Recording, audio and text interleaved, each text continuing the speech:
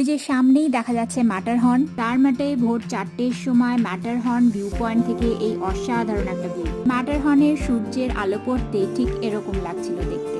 ওই view point থেকেই দেখা যায় পুরো জার্মাট শহরটা। অত ভোরবেলা ঠান্ডার মধ্যে মেয়েকে নিয়ে যাওয়া সম্ভব হয়নি, তাই আমি আর মেয়ে হোটেলেই ছিলাম। ভাগ্যিস সুজিত একাই চলে গেছিল ম্যাটারহর্ন ভিউ পয়েন্টে, নয়তো এত সুন্দর একটা দৃশ্য মিস হয়ে যেত। জার্মাটের রাস্তায় চলতে চলতে চোখে পড়েছিল এই জিনিসটা। এটা হলো ফ্রেঞ্চ ফ্রাই ভেন্ডিং মেশিন। এই ওপর থেকে দিয়ে দিতে হবে ফ্রাঙ্কস, রয়েছে সস আর সল্টের অপশন। তারপরেই স্টার্ট হয়ে যাবে টাইমার। কাউন্টডাউন স্টপ হয়ে গেলেই বেরিয়ে আসবে এরকম ফ্রেঞ্চ ফ্রাইস। মরিসের মতো এই হোটেলেও আমাদের ব্রেকফাস্ট ইনক্লুডেড ছিল, তাই আমরা ব্রেকফাস্ট সেরে চেক আউট করে চলে গিয়েছিলাম কুপে। কুপ আর মিগ্রোস সুইজারল্যান্ডের একটা বড় সুপার মার্কেটের চেন। এখান থেকে নিয়ে নিয়েছিলাম মেয়ের কিছু রেডি টু ইট খাবার আর জল। তারপর বিলিং সেরে বেরিয়ে পড়েছিলাম।